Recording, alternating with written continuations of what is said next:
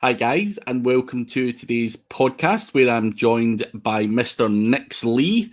I'm sure Nix needs no introduction to many people in the SEO community. He's always about somewhere on your Facebook or on your videos. He's either watching you, stalking you, or interacting with you, but he's well known in the industry, based over in Kuala Lumpur. And I'll actually tell you guys a bit of a funny story. I just blindly assumed, which is stupid, never assume, but I just assumed Nix was a guy in America who'd done traditional PR, just got you in the newspapers and the old traditional PR. Now, don't ask me why I came to that conclusion. I think it was just the snippets of things that I seen Nix talk about made me jump to that assumption. And then when he told me what he really done for a living, I was like, why did you not fucking tell me that? So that is the purpose of podcasts. That's why we've got guys like Nix on to talk about what he does in more detail. But anyone who doesn't know you, Nix, can you just give us a bit of background on how you came to be the PR guy? You know, how long have you been in the industry? What have you done in the lead up to that? Yeah, sure. So for those who don't know who I am, my name is Nix Lee. I'm from Spine PR. I've started this, I wouldn't call it an agency because I kind of hate that word agency. But I started this business or this service providing PR 7 years ago. So before that, I ran two agencies, two full suite digital agencies. So we did 360, we did ads, offline, online campaigns and all that. And I sold those two agencies off a couple of years back. And I took a sabbatical and I came into the business again doing PR. The reason I started doing PR was because 7 years ago, trying to do digital PR was pretty difficult. And a lot of companies couldn't give us, I mean, when I was running the digital agencies, right, we wanted to use a lot of PR because we knew that PR was fundamental in our digital strategies. The problem was when we approached all the traditional PR agencies, they couldn't give us the mass that we wanted. They couldn't measure for us. They couldn't tell us whether a campaign that we run was effective because of the PR.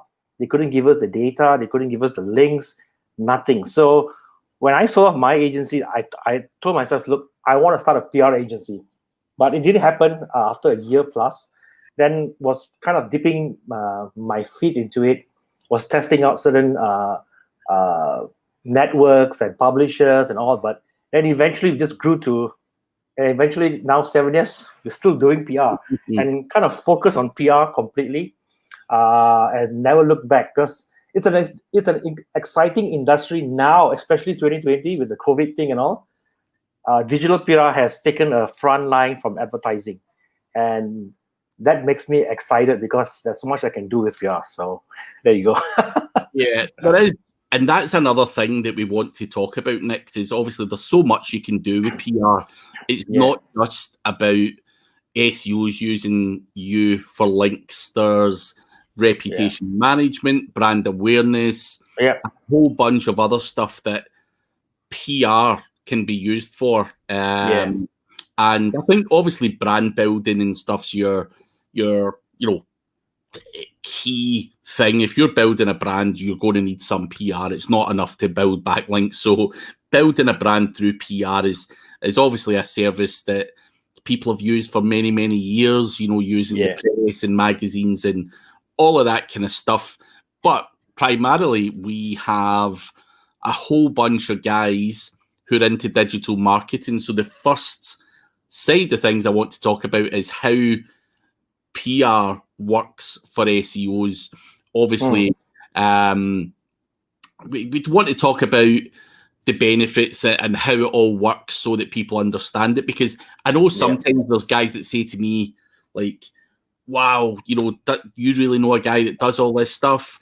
And you're like, yeah, that's what he does all day, every day. But, link building, SEOs always talk about outreach, buying links, guest posts, PBNs and all that stuff, which is all fine. It's all good strategies. Not at all am I going to dismiss that. But another great part of the mix is the digital side of PR. You know, you going to a guy like you to submit good press releases on you, which can also have that brand impact, but we're doing it for link juice. So, you know, what I want to ask you, and obviously to relay to the audience, is, you know, people always say to me, where do you go? How much should you do? You know, so if a guy comes to you and he's doing a campaign, people always say, how many gigs should I buy off this guy? Or how many links should I be looking to acquire? Or, and that's not quite how PR works, is it? Like, you create a story, you're going to do your research, create a story, and you put it out, and it might get 4 links, it might get 44 links, depending on the quality of that story. Is that right? Yes, something like that. So, okay, so in terms of how a PR works, okay, just let's talk from an SEO point of view, right? So, an SEO point of view, what typically a client or a digital agency or an SEO agency who comes to us to buy it, they basically just buying links from us, right? And so the first question they ask us is like, is your link do follow? Is your link no follow? And we are one of the, and I think we are one of the few in the industry who give do follow links, real do follow links from really good news sites, because of the 7 years of relationship that we have with these publishers. And so we can, and the volume that we kind of push up on a monthly basis, give us a kind of a special privilege with these publishers where we can dictate, say, look, I want this amount of do follow links and I want this amount of no follow links. That's one of the privileges that we have. So a typical SEO agency that comes to us will say, look, I have a site, I've done my audit, I've done my on page, I've done my whatever backlinks, content, and everything, right? I've done my keyword research, and it just doesn't want to move. It's just stuck on the page, on the bottom of page 2 or the bottom of page 1. And in most cases, right, launching one PR might boost up that particular domain or authority and gives it that little bit boost. In most cases, it works, but in some cases, it doesn't work. And the reason why it doesn't work is because agencies or SEO who tell me that they have their on-page on spot and they've done it, usually have not done it well. And we all know that, right? It's always some tweak on page and it works. So we have a team in-house that does audit for free for clients and agencies because of that. And we don't tell them that we do the audits. We just do an audit for them. And before we send the PR out, we tell them, look, hey, maybe you want to tweak your H1, maybe you want to tweak your title, maybe you want to tweak your content. And they say, no, we have done it. We say, yeah, but maybe you just tweak it. And whenever they do that, it just goes up. But of course, we don't get the praise for the audit because we don't tell anybody we did the audit. But we do an audit just to help them out, right? So in one case, that is how a PR can be used. And another way is that some agencies or some of them who do good SEO would launch 4 PR a month, 1 PR a week, and it doesn't affect their site in any way. There isn't any penalties, it doesn't cause any problems, and the site just skyrockets. These companies who do really good SEO know what they're doing. They launch 4 PRs a month, and I know in the industry, and I know me saying this to you, a lot of SEO will roll up their eyes and say, this is crazy. Nobody launches 4 PR a month. You get 200 over backlinks and you're going to do that, you're crazy. It is not, because the way the PR has been optimized for each campaign and for each launch is done perfectly well. For example, it could be something just to dilute a link. It could be something just for GMB. It could be something just for authority. It could be something just for brand. So you can launch 4 PR a month and it doesn't affect you in any way that is bad, but good. So it's just a matter of how you optimize each PR. And that is something that we've been doing consistently, meaning, like, I watch a lot of your videos. I consume a lot of your videos, and I consume a lot of the market, all the groups. I look at what they are writing. I look at what, most of my time is spent that way, right? Just looking what everybody is saying, all the gurus and all the good guys and all the people who are in the market, in the industry, what are they saying? And we take all that down, we download all that, and on a Friday, every Friday, We look at all the information. We says this is crap, this is crap, this is crap, this don't work. All right, and then the next week we test everything all, and you see, okay, this works. Wow, yeah, this works. Okay, this works. Okay, this optimization works. So we are constantly testing our optimization of each PR that we send out on a pretty much nearly daily basis. Like for example, a GMB. We would use a CID link, we would use a G page link, we would put a Google My Business page, a link, and we just kind of test each variations of the PR and see what works better and what gives it a better boost. Is building traffic via a PR good for a GMB? Is putting just a naked URL good for a GMB? Is linking a keyword to the CID good for a GMB?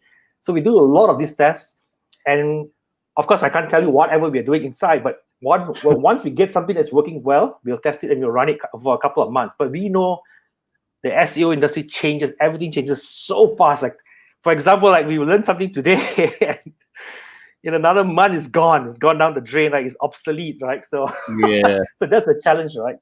Yeah. Well, no, I like what you're saying in terms of, you know, the CID URL, because someone might just do a map embed there when the CID URL is going to work a lot better, in my opinion. So things like that are going to make you stand out from the crowd. I quite like that approach to it, because you are trying and testing different stuff, and it's not the PR.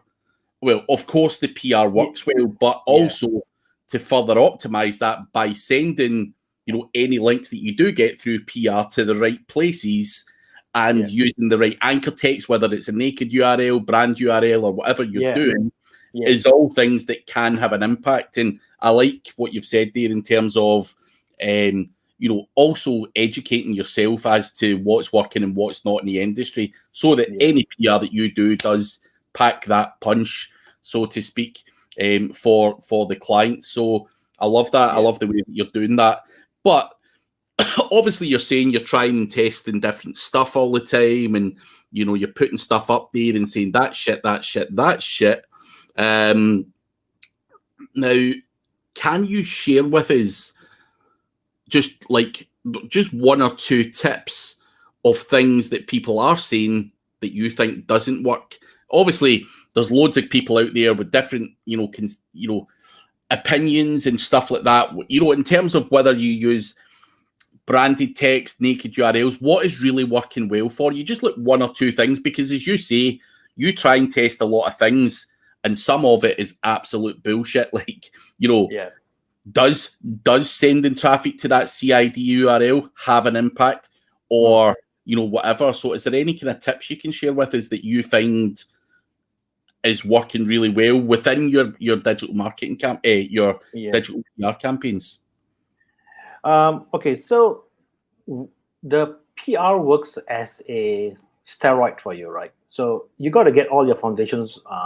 So one thing we just need to be clear about this: the PR is just part of a small SEO strategy, a part of a small strategy that SEO can use.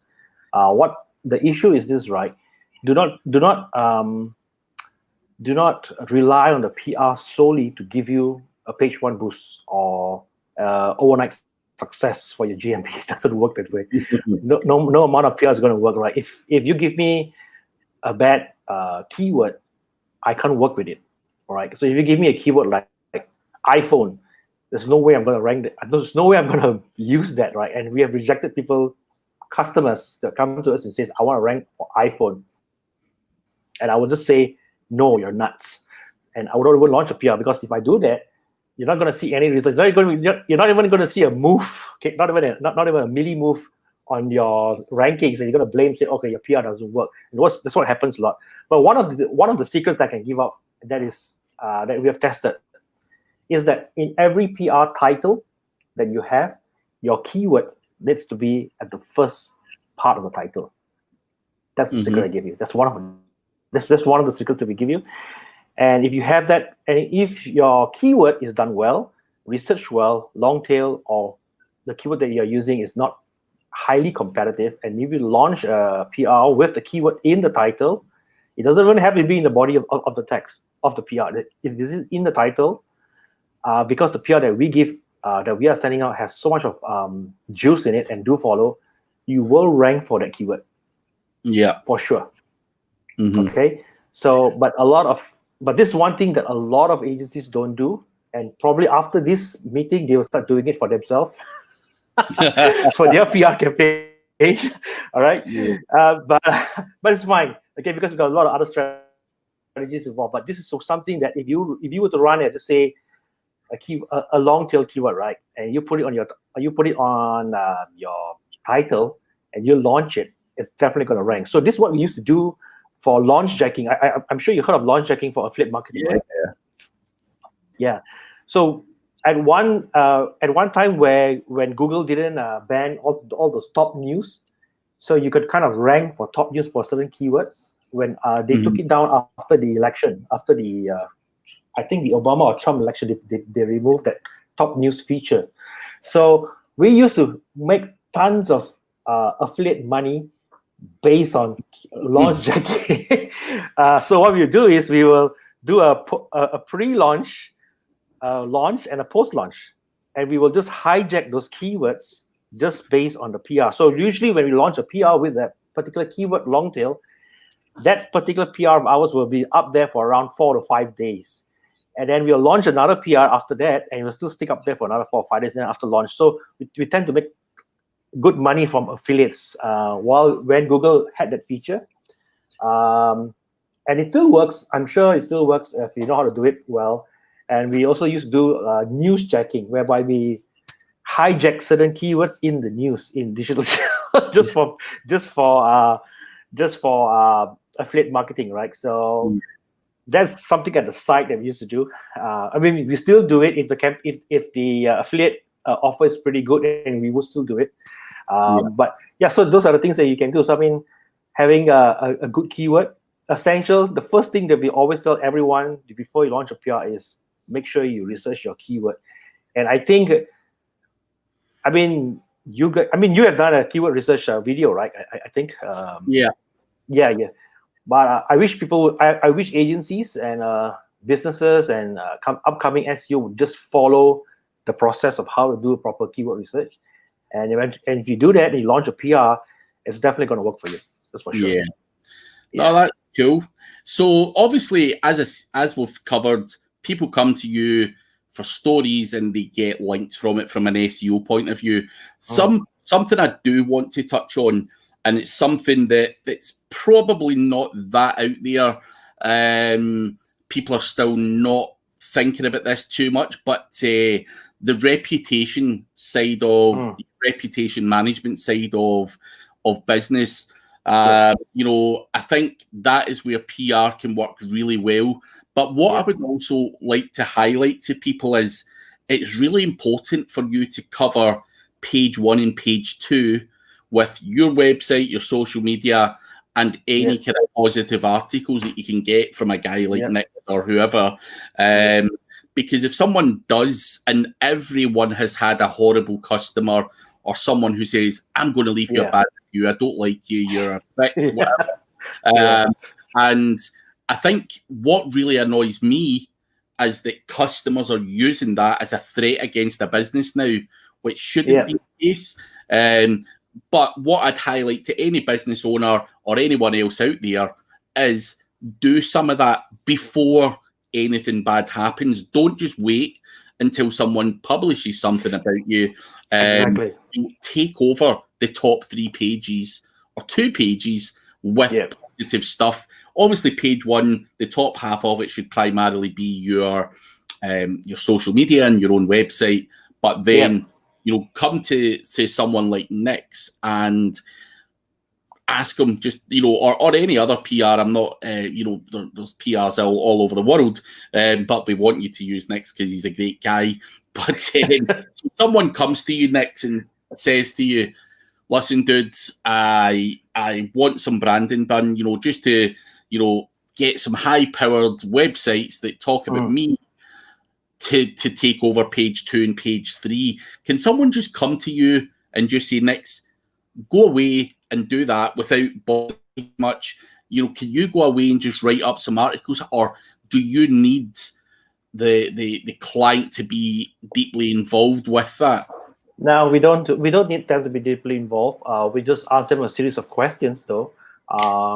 So we have some MI6 people here in our office, some KGB guys who will go around and snooping around on your social, your LinkedIn, and they will compile all the data. Of course, they will ask you for a couple of codes and some information that you want to give. But most of the time, these guys will go around snooping around and getting all the information that they need from you, and they'll come up with a draft, right? And they'll send you a draft copy just to make sure that they got certain facts right. Like, for example, like how you thought I was from US and I was actually from Malaysia. So that kind of stuff.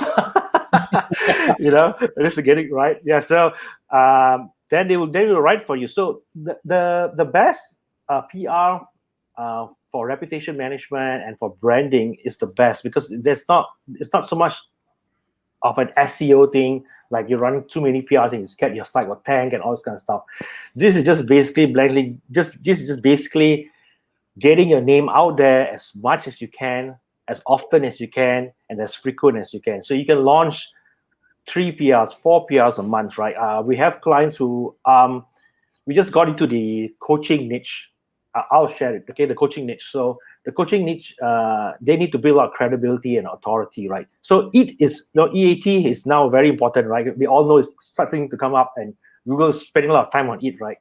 So using EAT, PR and how we, to build your authority, your trustworthiness, and your expertise. So coaches now are doing this, and even agencies are doing this, right?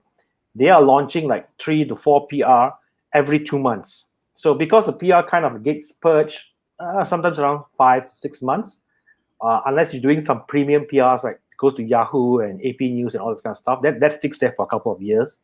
But those standard PRs were within the budget.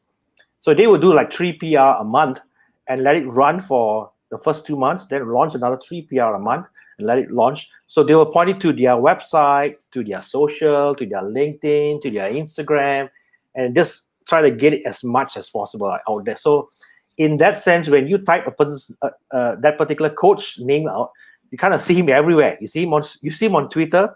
I mean, the first one that usually comes out on the first page is usually Twitter. So they see Twitter, LinkedIn, Facebook, and some videos, because they embed some videos into the PR and they launched it and it gets ranked. Then it comes onto the website. Then they start seeing them in the news. Oh, okay, you appeared in Digital Journal. When I click on the news, you're there. You're here. You're there. So that's pretty good for brand management, reputation management. If you have a bad review, launching a PR for a couple of months, maybe a 2 to 3 months campaign is definitely going to push that aside, because you're kind of getting like 200 over links or more sometimes just on your brand. So that's effective as a personal branding exercise, I would say. So for someone who's just starting out, who's starting out with a new agency or starting out with a new course or wants to become a coach or whatever, this is the best and cheapest way to get your name out there fast and effectively. That's how I would say that. Yeah. So you've mentioned a couple of times, Nix, that people are running 3 or 4 PR campaigns every month or 2. What does something like that on average cost? Now, I know the cost is going to depend on a couple of different factors. Yes, but something like that would cost maybe about, yeah. So I mean, we have many packages that we have. So something like that could cost somewhere around $200. Mm-hmm. $250 around there, give or take. It's just so that we'll rough. It's just so that we have a rough idea of the price point for that stuff. So we are slightly on a higher end. We are slightly on the higher end. That's for sure. But the reason we are slightly on the high end is because of the amount of optimization that we do. So it's not just running a PR for you, right? A lot of consultation. I mean, those who have worked with me before would know that I spend a lot of time and sometimes a few hours or something even a few days doing consultation with them before we even run a PR. So much so that some people think that, dude, just give me the backlinks. Stop being a busybody. Stop asking me so much of questions. Just give me the damn bloody backlinks, right? Yeah. But it's not so much of just giving you the backlinks, right? Because I'm just asking you, what are you going to use this for? How long are you going to run it, right? What do you want to see out of this? What are your objectives? So I ask all the kind of questions, right? And and sometimes it kind of pisses people off because I'm asking too much of questions. But we need to do that because we need to look, for example, like if you launch a PR now, and I say, okay, maybe this is not enough because while my KGB guys and MI6 guys looking around, they said, you can't find this guy anywhere. One PR is not going to do for him. Not going to do anything for him, right? So you need to propose a 2 months campaign or a 1 month campaign where you run 3 PR. So that's what I would tell them. Look, you need to run 3 PR. Whether you have the budget, we can work on the budget with you. But we just want to see you succeed in this. We don't want you to run 1 PR and say it doesn't work because it wasn't enough, and says I will never use a PR again because it failed me. In most cases, it's not because of that. It's because of the strategy behind it, right? So we are very into the strategy part than just the execution part of the PR. Yeah. Yeah. What I also want to touch on as well, Nix, is obviously the PR has those benefits, link juice, brandability, and so on. But obviously, as my own reputation is growing, I have looked into getting other things such as the knowledge graph, Wikipedia, and that type of thing. And obviously, PR helps with those things as well, because in order to get the likes of a Wikipedia page, you have to be seen as a noteworthy person. What is a noteworthy person? Someone who's in the news a lot. So this stuff all has a knock-on effect. If you want a Wikipedia, you want the knowledge graph, the feature snippets, and even down to the likes of social media verification and that type of thing, PR goes a long way to helping that. And that's something I just wanted to also throw into the mix for the guys listening, because some people say, well, to hell with PR, I can spend money on some more guest posts. There's more benefits to PR if you understand the mechanics of how everything pulls together and works hand in hand, which PR and getting that Wikipedia or that social media verification and everything else, which we all want. Listen, we all want to be the biggest name in what we do. We all want a Wikipedia. We all want that blue tick in social media. And for me, just doing my research, I found, and I've asked people, like, what's it going to take for me to get a Wikipedia page? And they're just like, dude, you need more PR. Not enough about you out there, which is why people should consistently do this stuff, not just a one-off, but over a period of time, whether you're in the news in 2017, 2018, 2019, 2020, if someone's going to look at that and some of that stuff sticks, then you are going to be seen as a noteworthy person. So it's worth bearing in mind. But do you ever come across guys that that potentially come to you with a view to doing Wikipedia stuff and social media stuff? Or is that something you don't get involved in too much? We do get this request mostly from coaches or some established 8-figure or 7-figure digital entrepreneurs who are building a great business, but just not known on this. They don't have a knowledge graph, right? Or they just not in Wikipedia. And it takes a lot of effort to get you into Wikipedia or the knowledge graph based on PR, right? Because when they give me a example of someone that has gone into the knowledge graph in the industry, and when we look back at that guy, he has like maybe 6, 7, 8 years of press releases or PR mention or media mention about him on videos, tons and tons of videos about him, and mentioned in he's appeared in many conferences and all this kind of stuff. And because his name has been typed out so much and people are searching him so much, he would appear on a knowledge graph. So yes, a PR can be used for this, and it needs to be consistent. The issue with a lot of them who want to do this, they're not consistent. Like they'll do like maybe 2 PR a month, then they just kind of lay off and do it another 6 months. So it's just not enough, because we need to realize that, for example, right, just take a popular guy, right? I'll just say a celebrity, right?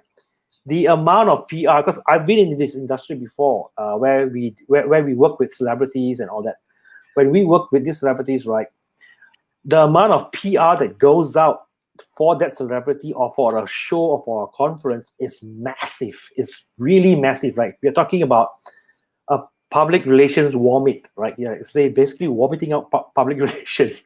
You got TV, you got magazines, you got online, you got influencers, you got talk shows, you got radio shows, and when they're launching a particular series, for example, or doing a tour, right?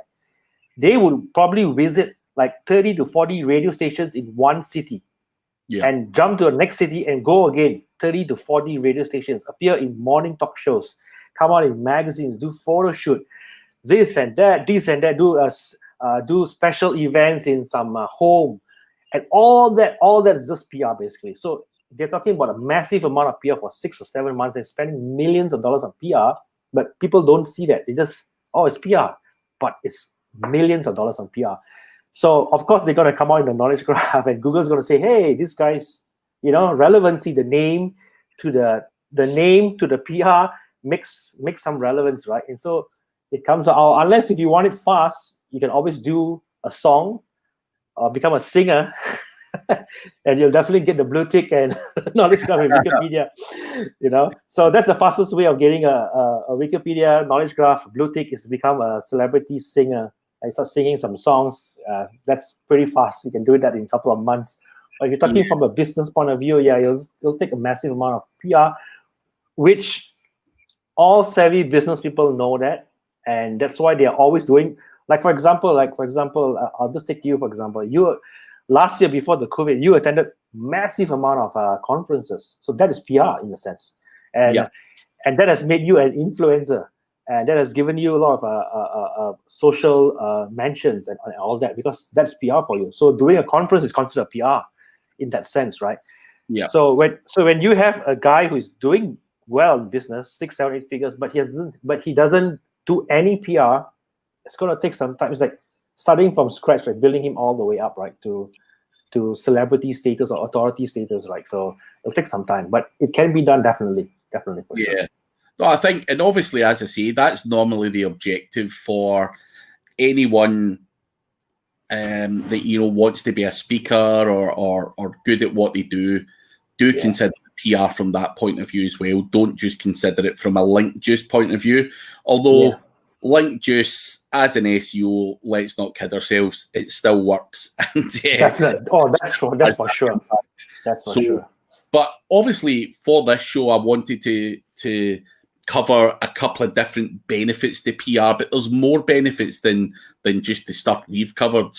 But you mentioned celebrities and stuff like that. Now, you're saying celebrities get so much PR. Like, does every celebrity just have a full-time PR person? Is that how that works? Oh yeah, definitely. So their agents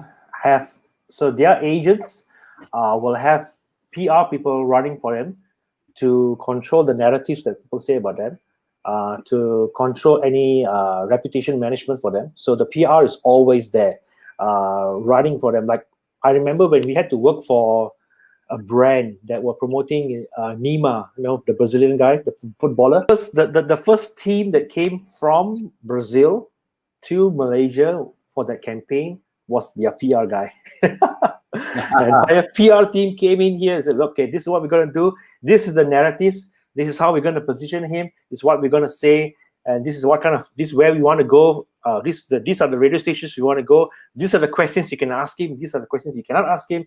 Blah, blah, blah. So the PR team was here first doing all that before anybody else came in.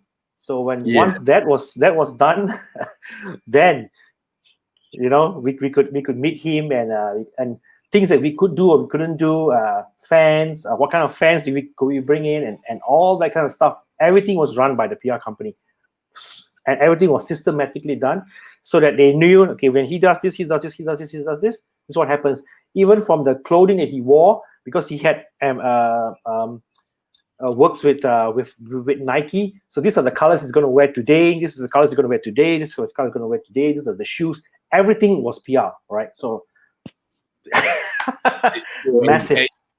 It goes down on a real serious level then, down to what you can ask him. I'm just curious. I've never done anything with someone as high profile as Neymar.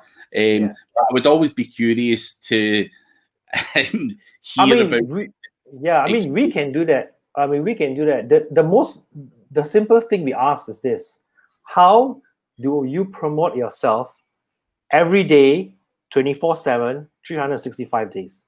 What can I do to promote myself every single day via PR? That's the question that we ask. That's what the PR. I mean, this is what we learned from the celebrity PRs. I would say it's from the celebrities and from their PR firms. That's the question they ask every day. What can I do to promote this guy to the world? 24/7, 365 days. Do you never run out of ideas? Like, no, man. Someone, and you've got someone, right, and they're going to say, I'm the best at SEO, I'm the best speaker, I've given away a free course, I've done this, I've done that, but surely you cannot do PR. There is so many ways you can do PR, right?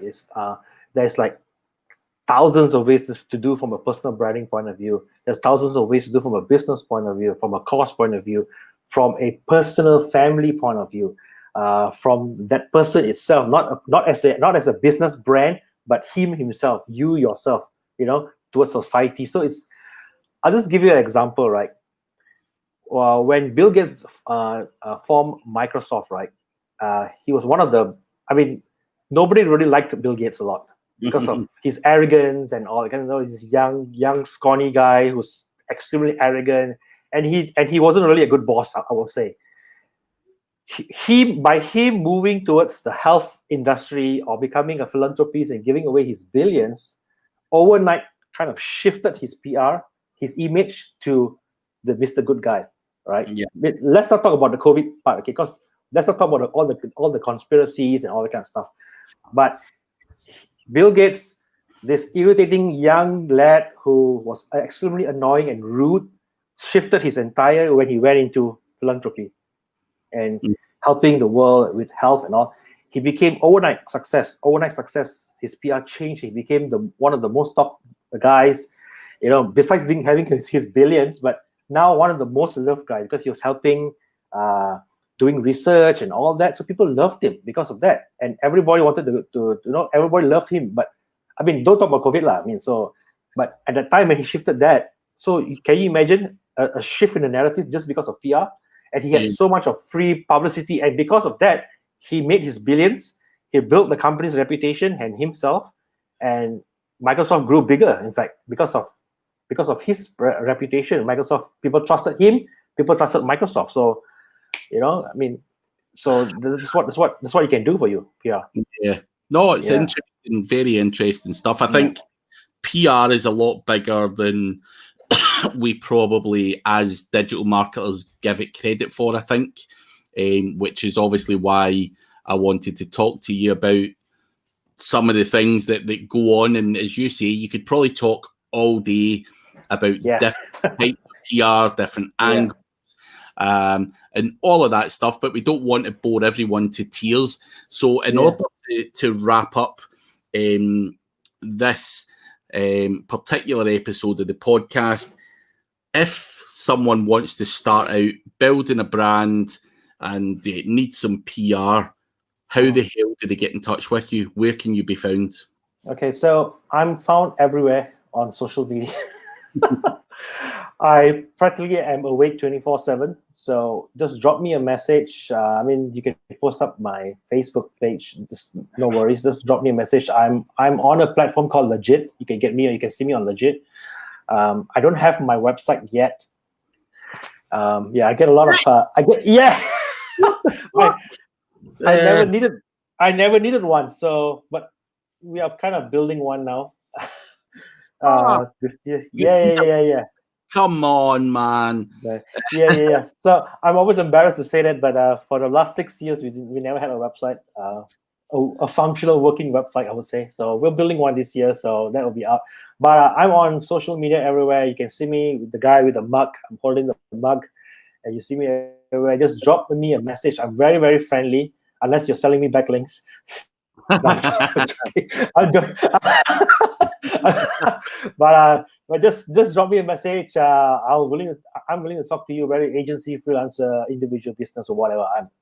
I'm game to speak to you because I'm really passionate about this industry, and I think it's just going to be something that's going to be flying after the COVID or during the COVID. So, in fact, our business kind of picked up during the COVID season when everybody started realizing that digital PR was essential because they had to close their business down.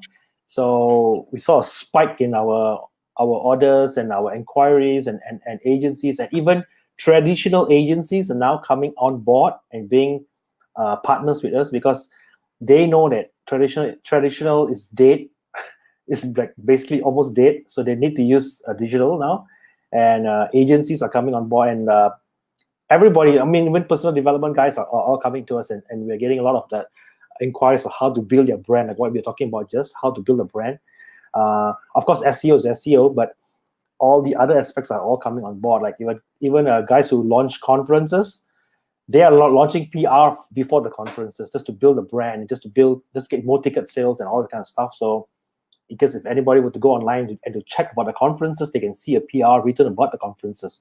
That gives some sort of validity and authority towards the conference and their speaker. So people tend to buy the tickets just to go and view them because of that. So yeah, it's massive now. Yeah, no, it's definitely massive, and I think something that people should double down and take full advantage of. Just not even for the short term, for the longer term benefits that it all provides. And it's extremely cheap now, Craig. I mean, let's not talk about traditional PR. I mean, 6 years ago, if I wanted to get into one news outlet, it would cost me like $10,000, right, just to get me into one small outlet, or to get just an interview, right? It's not that anymore. Now, for less than $100, you can get yourself into 200 top news sites. That could never happen 6, 7, 8 years ago, but it's happening now, and it's crazy, right? Like for example, right? This is something like what we would say, right? Get on YouTube, guys. Make a video, become rich from YouTube, right? You can make money on YouTube, free platform. Just put your damn videos up there, and you can do something with it, right?